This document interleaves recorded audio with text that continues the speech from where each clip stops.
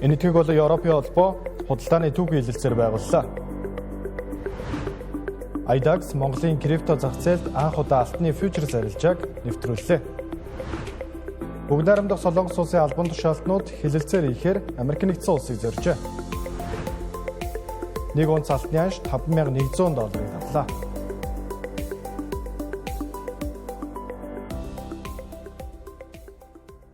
Өглөөний мэндийг өргөзөгчтэй Тэнгэр телевизийн ажлынхын хөтөлбөр эхэлж байна. За алтны анш түүхэндээ анх удаа $5,100 давсан бол мөнгөний анш $110 даваад байна. Энэ талаарх дэлгэрэнгүй мэдээллийг энэ удаагийн хөтөлбөрөөр онцолж байна.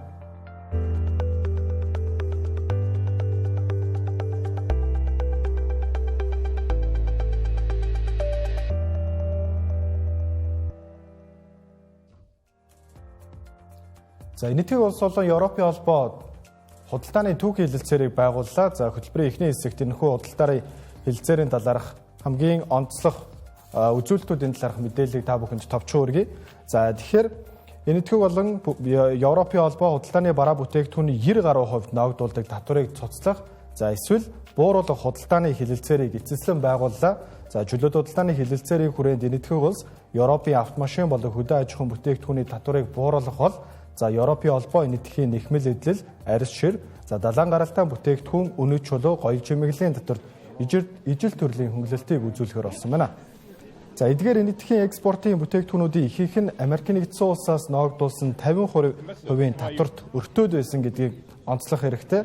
За Европын комиссийн ерөнхийлөгч Урсула фон дер Лайен за бид хоёр талын эдийн засгийн хувьд 2 тэрбум гаруй хэрэглэгчтэй одоо чөлөөт худалдааны бүсийг байгууллаа гэдгийг бол талууд гарын үсэг зурсны дараа аль бие усаар мэдэгдсэн байна. За энэ тийг улс нь Европын худалдааны 9 дахь том түнш. За тус улсын хувьд бол 2024 оны байдлаар тус холбооны нийт бараа бүтээгдэхүүний эргэлтийн 2.4%-ийг бүрдүүлж байсан. Зарим Америк нэгдсэн улс, Хятад, Их Британь зэрэг томоохон орнууд бол Европын холбооны худалдааны эргэлтийн бол 10-аас дээш хувийг бол бүрдүүлдэг. Тэгэхээр бусад улс орнуудтай харьцуулахад энэ тхийн худалдааны эргэлт Европынхтай харьцуулахад харьцангуй бага байгаа.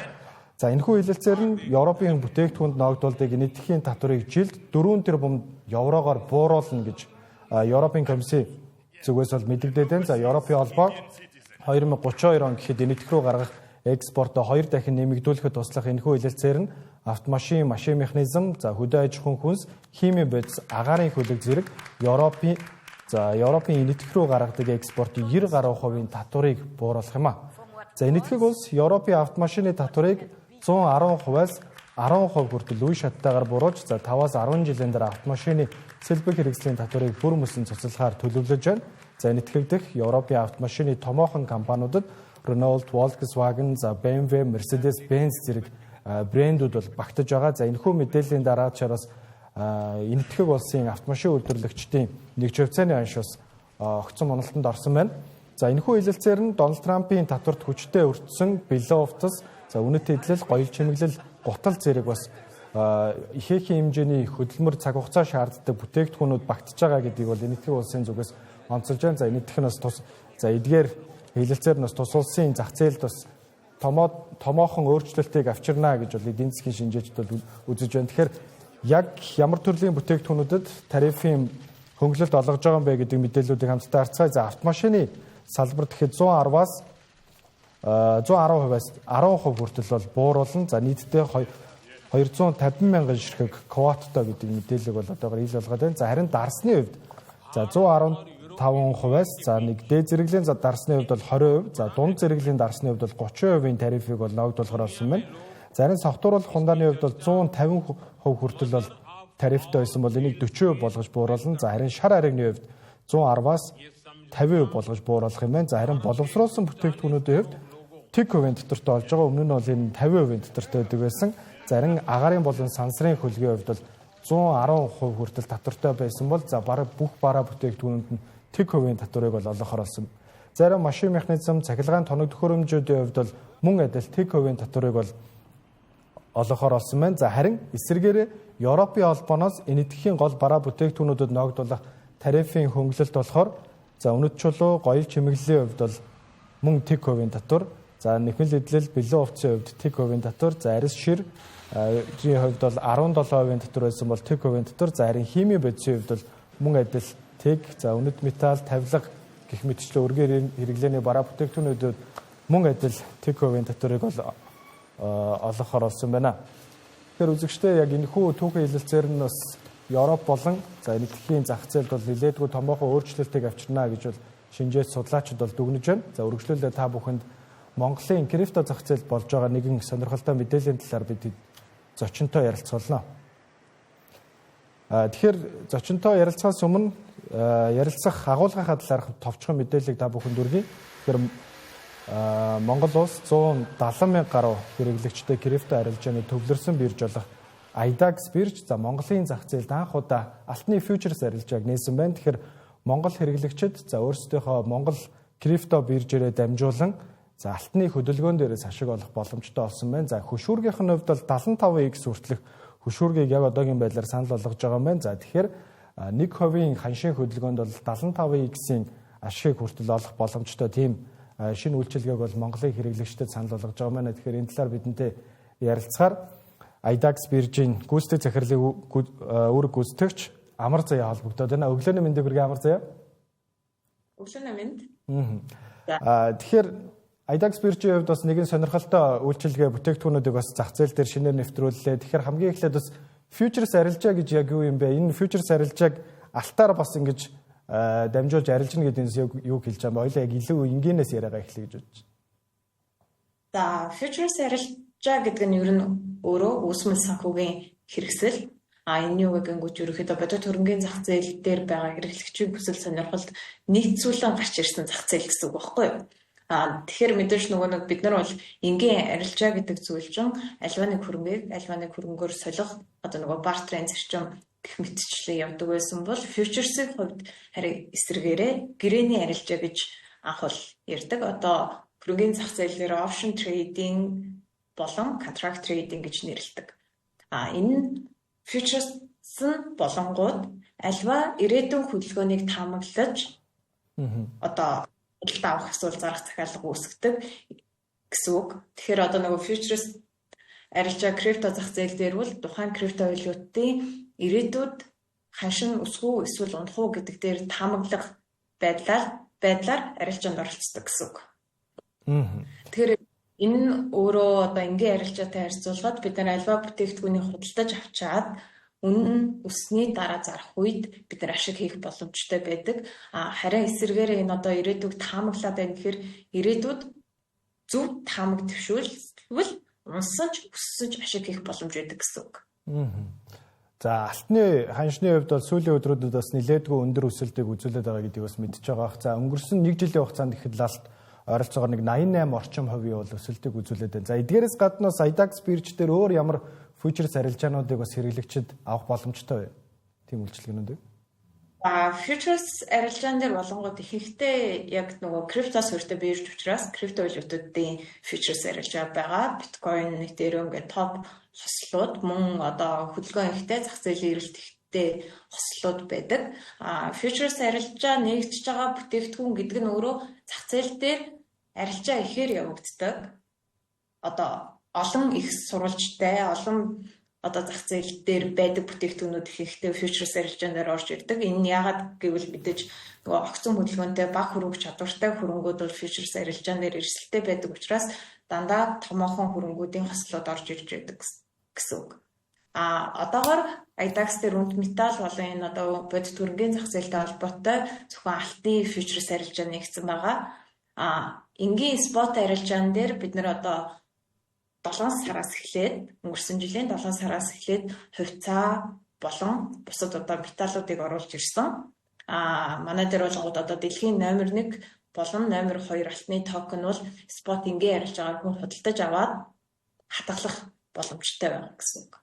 Би яг энэ талаар илүү дэлгэрэнгүй бас асуумаар байна л да. Одоо жишээ нь ялангуяа энэ хөрөнгөний зах зээл крипто өдөрчин болохоор өөрсдийн гэсэн нэг юм одоо арилждаг эсвэл сонирхдаг хүмүүстэй тохирсон нэг юм жаргонуудтай байгаад идэг тийм яг юм хиллэгнүүдтэй. Тэгэхээр одоо юм токенд хувьцааг токенжуулсан гэдэг зүйлийн талаар илүү дэлгэрэнгүй ярилцъя гэж бодож байна л да. Одоо танаа биржийн хувьд бол токенжуулсан спот хувьцааны арилжааг бас арилжааны үйлчилгээг бас санал болгож байгаа. Тэгэхээр тэр нь яг яв гэсэн үгийн ямар компаниудын хувьцааг токенжуулаад яг зах зээл дээр бэлэн болгоод байгаа гэсэн үг вэ?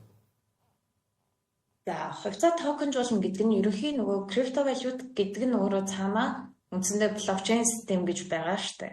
Блокчейн системийн давуу байдал нь өөрөө тасралтгүй үйл ажиллагаа нээлттэй бүртгэл тэгээд нэг хаашаа хаана л хаана аль ч улсад арилжаалах боломжтой бүр ингээд хязгааргүй дижитал бүтээгдэхүүн учраас энэ дээр одоо нөгөө хувьцааны арилжаа гэхээр одоо чи New York Exchange-тэй байгаа хувьцааны арилжаанд оролцохын тулд Монгол улсын иргэд дотоодын тодорхой нэг брокероор дамжаад гадны брокер дээр давхар бүртгэл үүсгээд тэгээ Монгол Кастодиан банктай брокероор дамжаад ингээд бүртгэл үүсгээд явах гэдэг ингээд нэлээд план шат амжилттай төвөгтэй байдалтай байсан.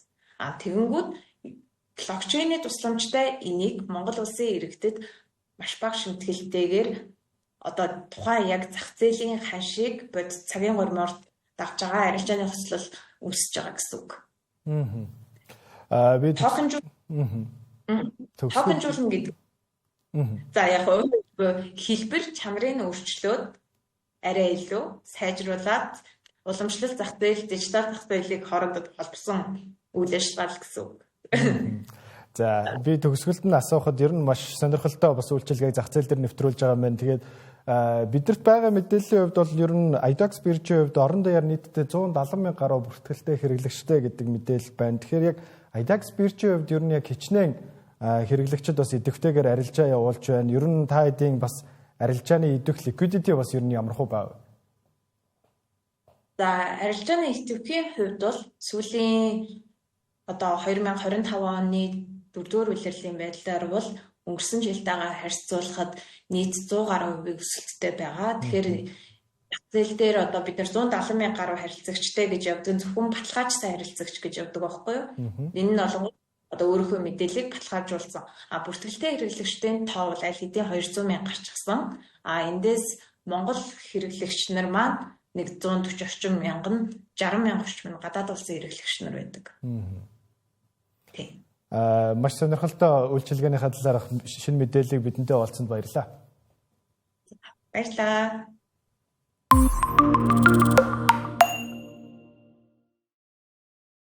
Ажлын хөтөлбөр макро эдийн засгийн хэсгээр үргэлжилж байгаа үзэгчтэй. За сүүлийн өдрүүдэд хөрөнгийн зах зээл дээр нэлээдгүй хүчтэй хөдөлгөөнүүд ажиглагдаад байгаа. За энэ нь бол мэдээж геополитикийн асуудлуудтай холбоотой. За мөн 2026 он эхэлснээр бас хэд хэдэн томоохон үйл явдлууд бас тохиогод байгаа гэдгийг бид нар өмнөх нэвтрүүлгүүдээр бас дамжуулан хүргэж байсан. Тэгэхээр яг одоогийн байдлаар макро эдийн засгийн зураглал дээр ер нь ямар хуу үйл явдлууд болж байгаа гэдгийг бид нар илүү дэлгэрэнгүй ярилцах болно.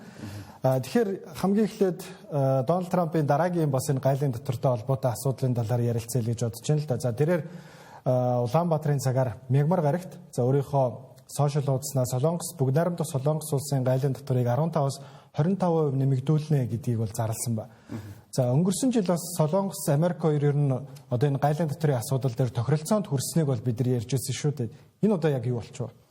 Тэгэхээр Солонгосыг ерөнхийдөө үүргээ биелүүлэхгүй байна гэж Америк ерөнхийдөө шахаж ийн гэсэн үг л дээ. За зарим хэвлэлүүдээр энийг бүр занл хийл гэдэг одоо хэлбэрээр хүртэл бичиж байгаа тийм. Тэгэхээр яг энэ нөхцөл зөвхөн ганц Солонгос дээр биш өмнө нь Япон, за Хятад дээр бас яг болж ирснийг та бүхэн санаж байгаа. Тэгэхээр өнгөрсөн 7 дугаар сард бол Америк нэгдсэн улс болон Солонгос хоёрын хооронд яг энэ хөрөнгө оруулалтын талаарх одоо тохиролцоог аман одоо байдлаар хийсэн. За ингээ 10 дугаар сард бол хамгийн эцсийн байдлаар бол одоо үүнийг одоо баталгаажуулсан байдаг. За энэ нь бол 300 биллион буюу 300 тэрбум ам долларын хөрөнгө оруулалтын талаарх мэдээлэл байсан. Тэгээд энэхүү хөрөнгө оруулалтыг одоо хийхгүй байгаа учраас 15%-аар тохирсон байсан тэрхүү тарифыг 25 болгоно гэдэг үндсэн гол санаал яригдсан гэсэн үг. За үүнээс болж бол ерөнхийдөө Солонгосын одоо яг хөдөө аж ахуйн яамныхын сайд нь бол одоо цагаан ордон руу явахаар болж байна л да. Тэгэхээр энэ яг тохиролцоог одоо очиж эцсийн байдлаар одоо гэрээгээ хийх. За нөгөө 300 тэрбум ам долларын хөрөнгө оруулалтыг бол Солонгос улс хийнэ гэдгийг бол одоо баталгаажуулах энэ процесс эхэлж байгаа шиг байна. За яг энэ мэдээлэл гарснаар бол одоо Солонгосын топ индекс болох Kospi индекс бол нэлийн зах зээл нэгтгэс өмнө бол томоохон үнэлтэйг үзүүлсэн. За гэсэн хэдий ч бол маш хурдтайгаар одоо хурал зарлаад за энэ хүү шийдвэрийг одоо очиж Америкт очиж эцэлнэ гэдгээр мэдээллээр бол Kospi индекс яг одоогийн байдлаар бол одоо 273%-аар өсчихсөн байж байна. Тэгэхээр эргээд одоо маш богинохон хугацаанд уналт үзүүлээд эргээд одоо гэрээгээ эцэлтнэ гэдгээр одоо эргээд одоо зах зээлийн үнэлгээ нь өссөн байна. Тэгэхээр бид нар энэ дээрээс юуг харж болох юм гэхээр улс орнуудыг бол тариф гэдэг асуудлаар бол Америк нэгдсэн улс маш хүчтэй шахаж байгаа гэдэг нь бол энэ дээр харагдаж байна. Тэгэхээр Канадтай холбоотой тариф дээр бас 100% нэмэгдүүлнэ гэдэг асуудал яригдж байсан. Тэгэхээр ер нь Канадын одоо импортын бараа бүтээгдэхүүнүүд дээр 100% татвар нэмэгдэнэ гэдэг нь хоёр дахин үнэтэй болно гэсэн үг шүү дээ. За өөр бас Европын холбоотой одоо энэ Европын холбооны орнууд дээр Гренландын асуудалтай холбоотойгоор хамгийн сүүлд бас хэд хэдэн тарифууд дахин хөндөгдөж гарч эхэлсэн. За мөн Их Британи бас бүгд найрамдагчдад ард улстай худалдааны хилэлцээрээ ер нь худалдаагаа эрчимжүүлэх тал дээр сэргээх бодолтой байна гэдэг мэдээллүүд гарч байна. За Канада улс харин Хятадтай гэрээ хэлцээр байгуулсны дараа бас энэ тарифын асуудал дахин хөндөгдөж гарч ирж байна л дээ. За Америк нэгдсэн улсын засаг захиргааны зүгээс нь бас энийг бодож авч үзээ л дээ. Ер нь энэ тарифаар дамжуулж эдийн засаг болон хөрөнгийн зах зээл дээр Америк нэгдсэн улсын одоо энэ засгийн газар засаг захиргаа юуг авчрахыг зориод байна? Америк бол зөвхөн өөрсдөнтөөгөө яг үндсэн гол одоо түншин байлгахыг улс орнуудыг бол ерөнхийдөө уриалж байгаа. За ингэснээр бол улс орнууд Америк нэгдсэн улсад хөрөнгө оруулалт хийгээд тухайн одоо жишээ нь магадгүй Солонгосын ч юм уу Хятадын компани байсан бол Америк нэгдсэн улсад хөрөнгө оруулснараа Америкийн нутаг дэвсгэр дээр тэрхүү одоо үйлдвэрлэлээ хийх, бараа бүтээгдэхүүнээ хийх үндсэн гол одоо зорилготой гэж ойлгож болно. За үүнийхээ дагуу ч одоо Америк бол яг энэ хүү тарифаар бол шахаж байгаа. За тэгэнгүүт ард нь улс орнууд хоорондоо илүү их харилцаатай болж эхэлж байна гэдэг үндсэн гол санал явж шүү дээ. Тэгэхээр энэ дээрээс харахад яг одоо жишээ нь Канадын хувьд бол 100% тариф дахиад яригдж байгаа нь одоо юу гэдэг магадгүй Хятадаас Канадад бол одоо үйлдвэрүүд байгуулагдаад эхлэх юм бол энэ өөр Америк нэгдсэн улсад маш хохиролтой байх учраас энийг бол одоо Канадыг илүү бас тарифаараа бас дахин шахаж байгаа ийм нөхцлүүд харагдаж байна л да. Үргэлжлүүлээд заавал энэ 7 хоногт товарын зах зээлийн талаар илүү дэлгэрэнгүй ярих хэрэгтэй болов уу те. Тэгэхээр алт түүхэндээ авах удаа $5,000 босхийг завлаа. За ер нь бол энэ тэгш тооны босгонууд бол хөрөнгө оруулагч арилжаачдын хувьд бол сэтгэл зүйн одоо босгоо гэж нэг талаасаа нэрлэгддэг те. Ер нь 5,000-ыг алт давна гэдэг нь яг юу гэсэн үг? Ер нь сүүлийн 2 жилийн хугацаанд алт 2,500-аас 5,000 руу өсөрлөө ш. Энэ нь бас хөрөнгийн зах зээл эдийн засаг дээр ер нь юуг илэрхийлж байна? За ер нь бол алтыг илүү одоо safe haven буюу хүмүүс өөрсдийнхөө хөрөнгийг хамгаалах гэж худалдаж авдаг хэрэгсэл гэж үздэг л дээ. Тэгэхээр бүгдээрээ ер нь бол алтны талаар бүр яг түүхээс нэглээд яриа те. Өндөрлөгтөө ер нь ягаад алтыг илүү сонирхож ирсэн те. Ягаад бусад одоо металлууд биш юм гэхээр яг хуу хүндрэлтэн бол 5,000 жилийн өмнөөс манай эртний өмнө шүү. 5,000 жилийн өмнөөс бол Египтээс бол яг энэ хуу хаадууд нь алт гэдэг зүйл дээр бол илүү их одоо өөрсдийнхөө бараа бүтээгдэхүүнүүдийг эсвэл өөрсдийнхөө гоёл чимэглэл эдгээр зүйлсийг алтан байлгах гэж зорддог байсан. За энэ нь бол яг энэ хүү алтыг одоо цуглуулж эхлэх одоо үндсэн гол одоо үндэс гэж бол одоо түүхэн дээр үздэг. За тэгэхээр одоо эндээсээ харах юм бол бид нар алт гэдэг бүтээгдэхүүнийг илүү гоё болохоор юм ч гэдэг юм уу. Эсвэл бол нөгөө цэцлэгаан дамжуулах чанараар нь ч гэдэг юм уу. Тийм нөхцлөөр бол ерөнхийдөө авч хадгалдаг биш. Илүү зах зээл рүү нийлүүлэгдэх хэмжээ багтаа гэдгээр нь бол хамгийн гол одоо үндсэн суурийг болгож бол алт гэдэг бүтээгдэхүүнүүд одоо хадгалдаг байж байгаа. За үүнээс гадна өндөрлөгтний түүхэнд өөрөө алтыг цуглуулж исэн болохоор өөр металл руу орохгүйгээр эргээд яг алтан дээр үндсэн гол одоо өөрсдийнхөө хадгалах үн цэнэ байгаль одоо бий болгох гэсэн тэр гол санаа нь явж идэг. Тэгэхээр алттай холбоотойгоор бол 1900-аад оноос хойш бол үндсэндээ хөрөнгийн зах зээлтэй бол маш хүчтэйгээр холбогдож эхэлсэн байдаг. За 1900 оноос 1933 он хүртэл ерөнхийдөө алтны үнэ бол тогтвортой буюу за 2067 одоо доллараар одоо нэг үнээр бол уйсан байдаг байсан гэсэн үг. За энэ нь бол сүүлд нь бол $35 болсон байдаг. За нэг унц алт гэдэг бол ойролцоогоор за 3 орчим грамм гэсэн үг. Тэгэхээр энэ одоо үнэлгээ бол тогтвортой байсан. За энийг тогтвортой байлгахын тулд Америк нэгдсэн улс бол яг үн дээр одоо үнийг нь барьж тогтоох ч гэдэг юм уу те тэр одоо бодлогыг хэрэгжүүлдэг байсан. За ингээ 1933 оноос хойшоогоо бол одоо алтыг илүү одоо хүмүүс биш төв банк нь улс нь бол цуглуулах ёстой маа гэдэг үндсэн гол санаа явсан. За ингээд хүмүүс бол өөрсдөндөө байгаа алтаа төв банкндаа зардаг ч юм уу улсдаа зараад ерөнхийдөө өөрсдөндөө байсан алтыг бол одоо нөөц болгож авсан гэж ойлгож байна. За тэр үед бол Америк нэгдсэн улс ойролцоогоор дэлхийн нийт алтны бараг 50-60% гэдэг баг шүү. Цуглуулсан байсан гэж бол одоо түүхэн мэдээллүүд байдаг. Тэгэхээр төв банкн дээр алт цуглуулад эхлэнгүүт тодорхой нэг үнэтэй уйдсан байлаа шүү дээ, 20 эсвэл одоо 35 ч гэдэг юм. Тэрийг нь чөлөөлж эхэлсэн гэсэн үг. Яах гэж чөлөөлж байгаа юм гэхээр алтыг авч хадгалсан орон их хэмжээний нөөцтэй болчлоо. Тэнгүүт нэг унц нь тодорхой хэмжээний долларын одоо $35-тай тэнцээд ингээд энэ чигээр нь бариад байх юм бол энэ чинь шинээр одоо мөнгө нийлүүлэх боломж ерөөсөө үүсэхгүй байгаа юм байна гэдэг үндсэн дээр бол алтны үнийг бол одоо чөлөөсөн гэж ойлгож байна. Тэгэхээр алтны үнийг чөлөөлчих юм бол тэнд ямар боломж үүсэж байгаа юм гэхээр нэг унц алттай $35 байсан бол тэр нь $100 болох ч юм уу. За $200 болох ч юм уу. Ингээд эхлэнгүүт нөгөө зах зээл рүү нийлүүлэх мөнгөний хэмжээгээ нэмж байгаа тэлж байгаа асуудал. За ингэж бол эдийн засгийн одоо тэлэх үндсэн гол одоо зорилго нь бол ажиллаж эхэлсэн гэж ойлгож болно. За ингээд алтыг харах юм бол бид нар ер нь бол 1970 он хүртэл бол за $35-аас $40-оос дээшээгээ өсрээд бол $800 орчим руу хүрсэн байдаг.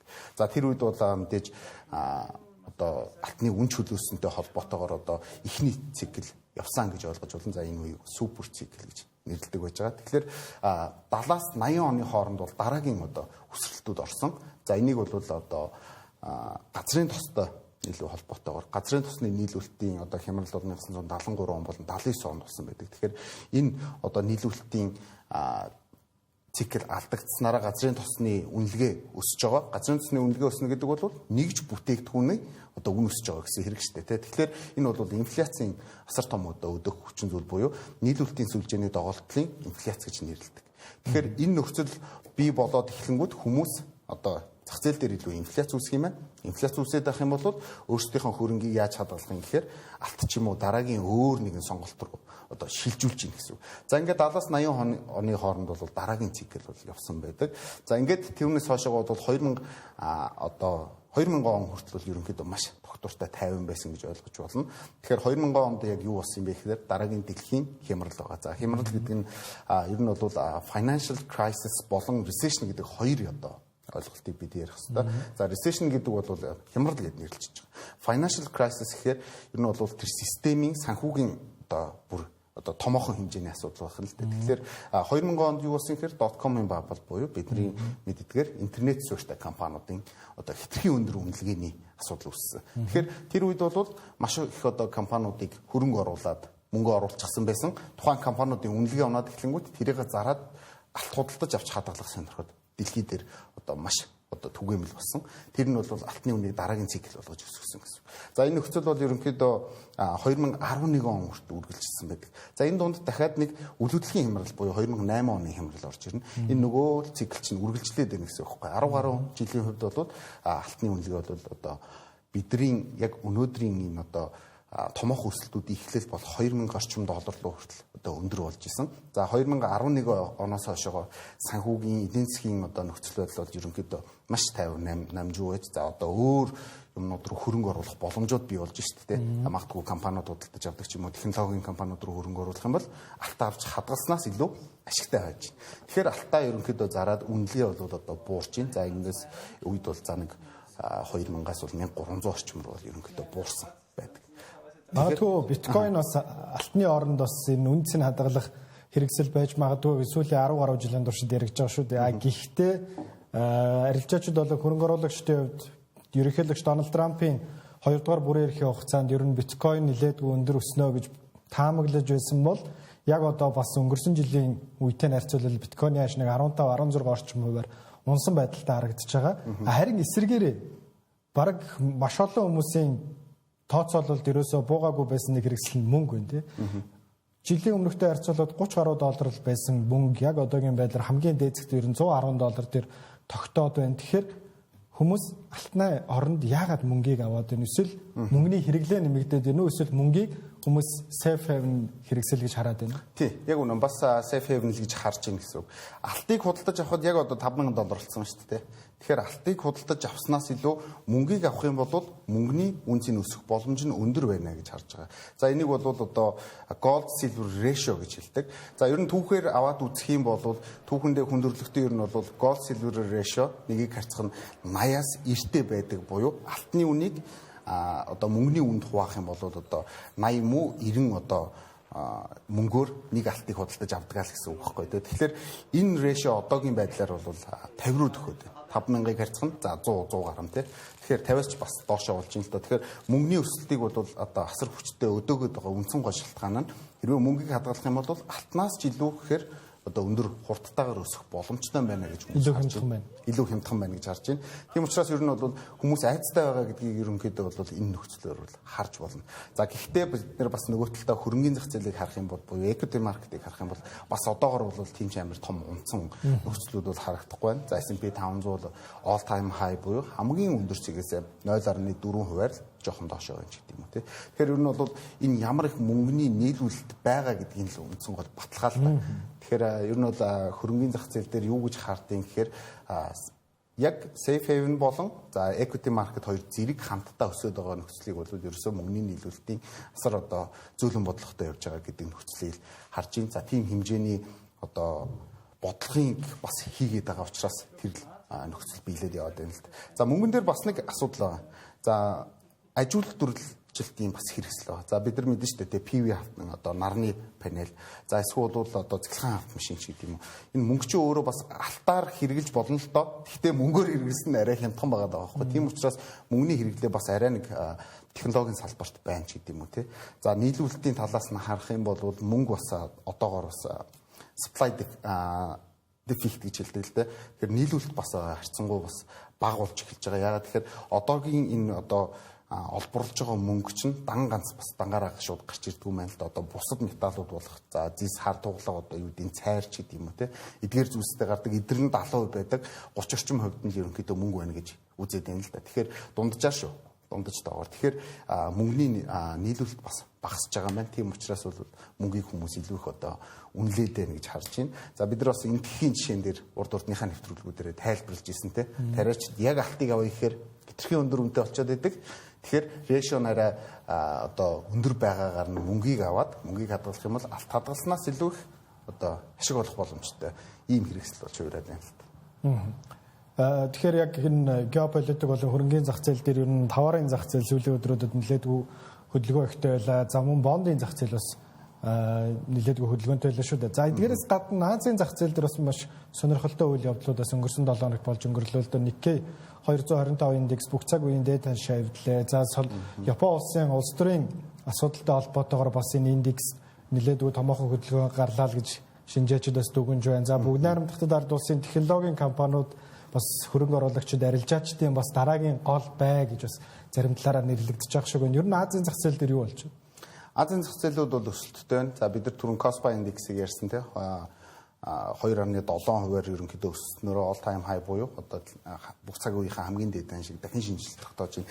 За тэгэхээр сангууд гадны сангууд банкуд бол бас шинжилгээнүүдийг хийж байгаа. За тэрийг бас хил гаргаж тавьдаг. Тэгэхээр гадны банкуд бол ерөнхийдөө хөрөнгөний зах зээлийн одоо мөнгөний урсгал буюу money flow гэж ярьдаг.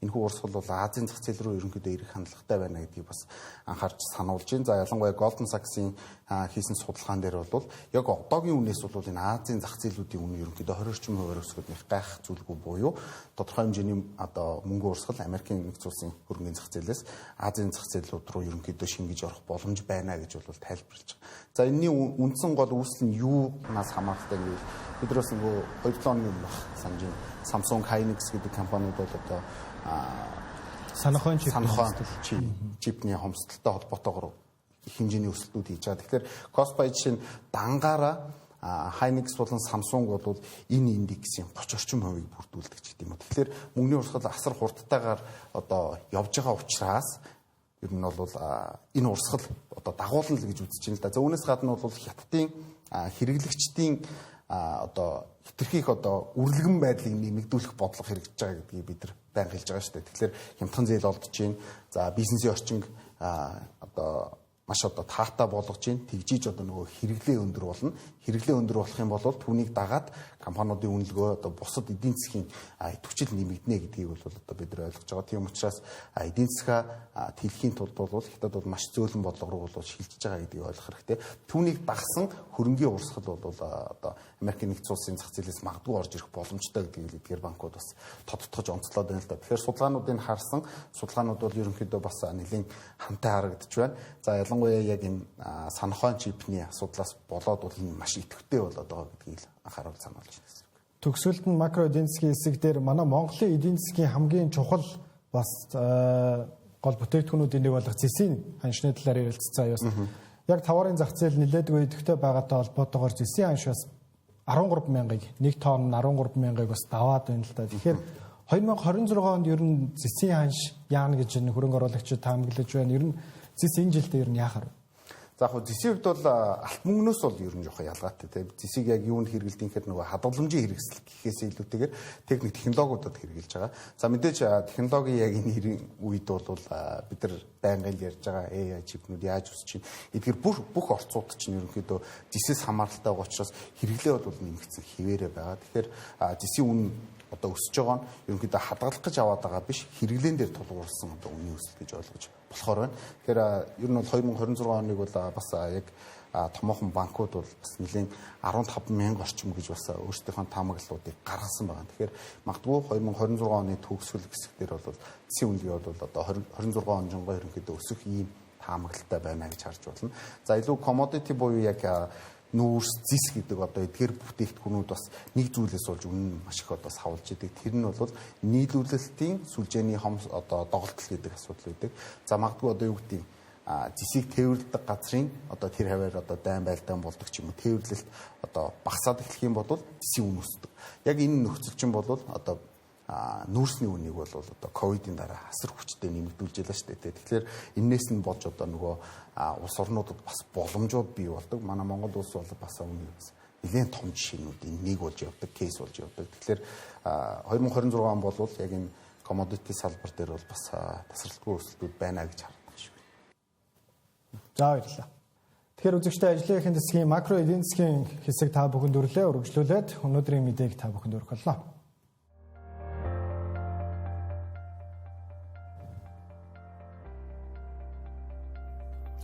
Үзэгчтэй ажлын эхэн төлбөр үргэлжилж байна. Үргэлжлүүлээ та бүхэнд. За өнөөдөр болж байгаа хамгийн сүүлийн мэдээллүүдийг хүргье. За Монгол улс энэ онд 90 сая тонн нүүрс, за зис 1.9 сая, за төмрийн өдөр 9.4 сая тонныг олборлохоор төлөвлөж байна. За түүнчлэн хайгуул ашиглалтын тусгай зөвшөөрлийн харьцаа ургуу байгаа нь за салбарыг хөгжүүлэхэд эрсдэл үүсэж байгаа. За үнийг хэвийн болгоход хэр хугацаанд хэдийн хэмжээний санхүүжилт төсөв гаргахыг яг одоогийн байдлаар хэлэлцэж тодорхой олгоно гэдэг мэдээллийг албаныхаа өгсөн байна. За мөн одоогийн байдлаар ашигт малтмлын хайгуулын 1031 за ашиглалтын 1771 тусгай зөвшөөрөл хүчин төгөлдөр байгаа. За 2025 оны тоо мэдээллүүдийг хамтдаа харцгаая. За 2025 оны хувьд 2.4 сая тонн зэсийн баяжмал, за 9.4 сая тонн төмрийн хөдөр, за дотоодын нийт бүтээгдэхүүний нийтдээ 25%-ийг бол эзэлж байсан байна. Зарим амнотын журамд бол өөрчлөлт орсноор сүүлийн 5 сарын хугацаанд бас орлого 77.7 тэрбумаар бас нэмэгдсэн гэдэг сайн үзүүлэлттэй. За түүнчлэн ашиг малтмлын нөөц ашиглалтын төлбөрт гарж байгаа энэхүү шинжилэлтэн за орон нутагт тооцох аргачлалыг шинжилж за ашиг малтмал олборлож байгаа орон нутагт тодорхой хувь үлдээдэг за олон улсын жишгийг нэвтрүүлж байгаа гэдгийг бол албаныхан мэдээлсэн байна. За үргэлжлүүлээ та бүхэнд үнэт цаастай холбоотой мэдээлэл хүргэе. За Монголын хөрөнгийн биржид бүртгэлтэй 52 үнэт цаасны компани за 2025 оны арилжааг харуул 2024 оны мөн үеэс 1.7 дахин буурсан байна. За тодорхойлбол өнгөрсөн онд 1.7 их найдын арилжаа явагдсан ердөө 35% нь за компаниудын хувьцааны арилжаа байсан. За эдгээрээс 32.2% нь компани бонд за харин хөрөнгөөр баталгаажсан үнэт цаас болон засгийн газрын дотоодын үнэт цаасны анхдагч зах зээлийн арилжаа үлдсэн хэсгийг нь бүрдүүлж байсан байна. За өмнөх жилүүдтэй харьцуулахад компани хувьцааны арилжаа бас харьцангуй буурч их хэмжээний уналт ажиглагдсан эндээс харагдаж байна. За үргэлжлүүлээ та бүхэнд олон улсад болж байгаа бизнесийн мэдээлэл хүргэе. За хамгийн ихний мэдээлэл хувцсны брэндүүдтэй холбоотой. За бүгд найрамдагтад ард улсын Анто Спортс компани Францын тэр бомтон Пиногийн гэр бүлээс тус компани 29% хувьцааг авсан байна. За ингэснээр Anto Sports компани Puma брендийн 29%-ийг эзэмшиж эхлэхээр болсон байна. За Anto компани Pinoгийн гэр бүлээс за эзэмшлийн Artemis Holding компанид нь байдаг Puma-гийн 29.6% за хувьцааны төлөө 1.5 тэрбум еврог худалдаа 1.5 тэрбум евроор худалдаа авахар болсон байна. За ингэснээр нэг ч хувьцааны ханш бол 95 евро болж арилжаалагдаж байгаа юм. За энэхүү худалдаа авалт нь бол ялангуяа хувцсны брэндүүдийн хувьд бол нэлээдгүй томоохон өөрчлөлт авчирч магадгүй гэдгийг шинжээчид дүгнэж байна. За эдгээрээс гадна бас өнгөрсөн 7 хоногт Японы Sony брендийн телевизийн бизнесийн за 51%-ийг TCL брэнд бол эзэмшгээр болсон гэдгийг бол дурдхан зүйтэй болов. За энэхүү хэлэлцээр нь Antag за Puma-гийн хамгийн том хувьцаа эзэмшигч болгох хэдий ч за Antag-ийн зүгээс компани бүхэлд нь одоогийн байдлаар худалдаа авах ямар нэгэн төлөвлөгөө байхгүй гэдгийг мэдгдсэн байна. Зарим Германы үнэт цаасны тухай хуулийн дагуу хувьцааны эзэмшлийн 30% хүртэл байж компани бүхэлд нь худалдан авах санал тавьдсан байна. Тэгэхээр яг одоогийн байдлаар 29%-тай байгаа учраас ямар нэгэн компани бүхэлд нь худалдаа авах санал бол тавих боломжгүй гэдгийг бол шинжээчид хэлж байна. За Puma-гийн хувьцаа арилжааны их үед 20% хүртэл өссөн боловч за дараагаар баг зэргийн уналтыг үзүүлж за 9.4%-аар бол өссөн байна. 23.7 евро дээр бол арилжаалдагдж байгаа ч за энэ нь сүүлийн 10 жилийн хамгийн доод түвшин хэвээр байгаа гэдгийг бол онцлох хэрэгтэй. За Puma-гийн хувьд бол сүүлийн жилүүдэд бас өөрсдийнхөө брендийн болон борлуулалтанд буураад ирсэнтэй холбоотойгоор гүйцэтгэх захирлын албан тушаал дээр Adidas-ийн удирдах албан тушаалд ажиллаж байсан Артур Хайлдыг бол томилсон байгаа. За энэ үйл явдлуудын дараачаар стратегид бас шинжилэлт хийж Puma өөрсдийнхөө борлуулалтыг нэмэгдүүлнэ гэдэг хүлээлт яригдж байсан боловч ихэнх хувьцааных нь хэсэг нь Бүгд найрамд Хотод ард улсын Anta Sports компани ихүү зарагдж байна. За өргөжлүүлээд хэмэл оюуны салбарын хамгийн том хоёр компани болох OpenAI болон Anthropic стартапууд дараагийн томоохон хөрөнгө оруулалтаа татахаар бэлдэж байна гэдгийг их сурвалжууд мэдээлж байна. За OpenAI компани зүгээс энэ удаад $50 тэрбум хөрөнгө оруулалтыг за ойрох дорндын баялагын сан болох Арабын нэгдсэн Эмират улсын за үндэсний баялагын сангаас татахаар төлөвлөж байгаа гэдгийг бол зарим их сурвалжууд мэдээлсэн байна. За энэ мэдээлэлтэй холбоотойгоор OpenAI компани гүйцэтгэх захирал Сайн Мальтман Арабын нэгдсэн Эмират улсад яг одоогоор хөрөнгө оруулалтын гэрээг эцэлэхээр очсон байгаа гэдэг мэдээлэл бас байгаа. За OpenAI компани хувьд хамгийн сүүлд өнгөрсөн 10 дугаар сард $500 тэрбум үнэлгээтэйгээр $6.6 тэрбум татсан байгаа. За мөн адил 2025 онд $40 тэрбум хөрөнгө оруулалтыг татсан. За энэхүү $40 тэрбум хөрөнгө оруулалт нь за хувийн технологийн компаниудын түүхэнд хамгийн өндөр хөрөнгө оруулалт болж бичигдсэн байгаа. За үүний $30 тэрбум нь SoftBank-наас гаргасан бол за Thrive, Altimare, MJX зэрэг хөрөнгө оруулагчид оролцсоноос гадна Microsoft компаниас хөрөнгө оруулсан байгаа. За ийхүү OpenAI компани дараагийн том хөрөнгө оруулалтаа хайж байна. За эдгээрээс гадна Anthropic стартап бас мөн адил $10 тэрбум хөрөнгө оруулалт татахаар төлөвлөж байгаа гэдэг мэдээлэлүүд байна.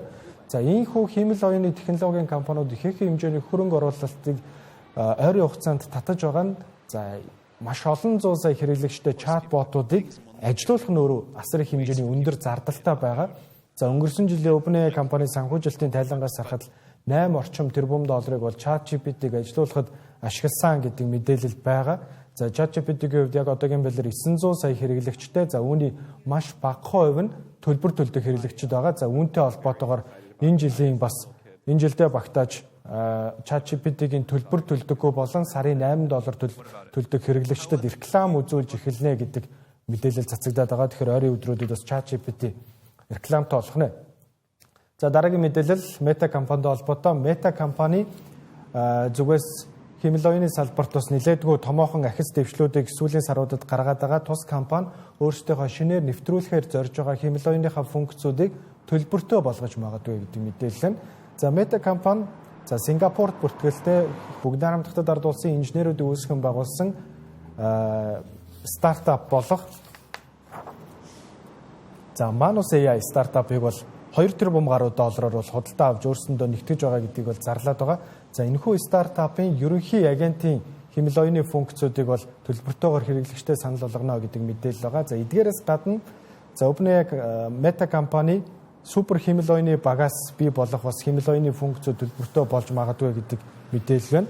За Meta-гийн хувьд сүүлийн жилүүдэд Llama гэдэг нэрээр өөрсдийнхөө open source хэмэл оюуны загвараар хөгжүүлсээр ирсэн. Гэхдээ за XAI, OpenAI, Anthropic гэх мэтчлэн бусад тэргүүлэх компаниудтайгаа харьцуулахад Llama open source хэмэл оюуны загварын хувьд бол харьцангуй доогуур үнэлэгдэж байгаа гэж хэлэхэд олон. Тийм ч учраас тус компаниас өнгөрсөн 2 жилд бас хэмэл оюуны салбарын бас нэлээд нөлөө бүхий хоёр стартапыг өөрсөндөө нэгтгэж дараагийн томоохон үйлчилгээнүүдийг бэлдэж байгаа гэдэг мэдээлэл байна.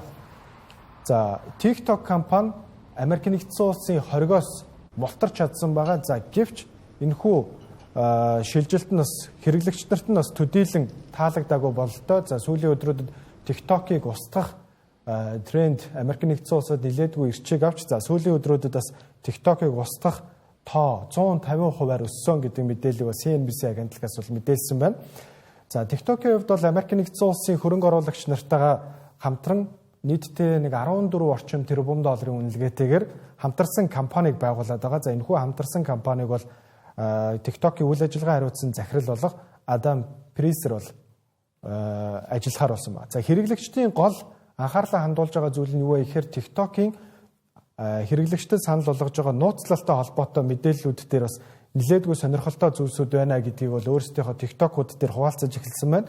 За эдгээр дээр эмзэг мэдээлэлтэй холбоотой буюу за тухайн хүний арьсны өнгө, за угсаа гаралтай холбоотой мэдээллүүдийг ил болгож за тухайн компани эзэмшнэ гэдэг зүйл байгаа юм байна. За харин бусад их сурвалжууд болон шинжээч нарын өгж байгаа мэдээллүүдийн дагуу болохоор эдгээр шинжилэлтүүд нь бол 2024 оны 8 дугаар сард бол аль хэдийн орж ирсэн байсан.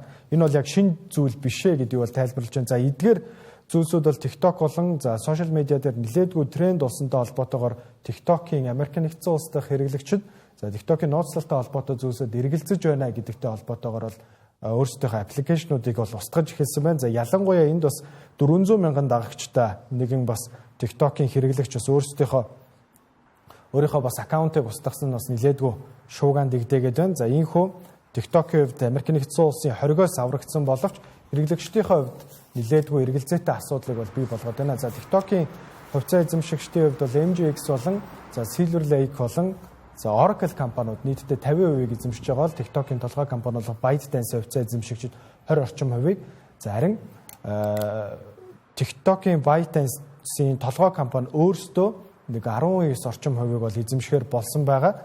За энэхүү TikTok-той холбоотой асуудал бол үргэлжилсээр байна. Үзэгчдээ ажлынхын хөтөлбөрийн энэ удаагийн дугаар та бүхэнд хүрэлээ. Бид хөрөнгөний зах зээлтэй холбоотой за бүгд найрамдах Солонгос улсын тариф болон Европын холбоо болон энэ этхэн улсын хооронд байгуулагдаад байгаа худалдааны хилцээрийн талаарх илүү дэлгэрэнгүй мэдээлэл хүргэсэн бол алт мөнгөний анш ягаад сүүлийн өдрүүдэд рекорд дэвдэж улам өссөөр байгаа юм бэ гэдэг мэдээллийг эдийн засгийн шинжээчтэй хамт та бүхэнд тайлбарлал өргөлөө. Энэ удаагийн дугаартай хамт байсан та бүхэнд баярлалаа.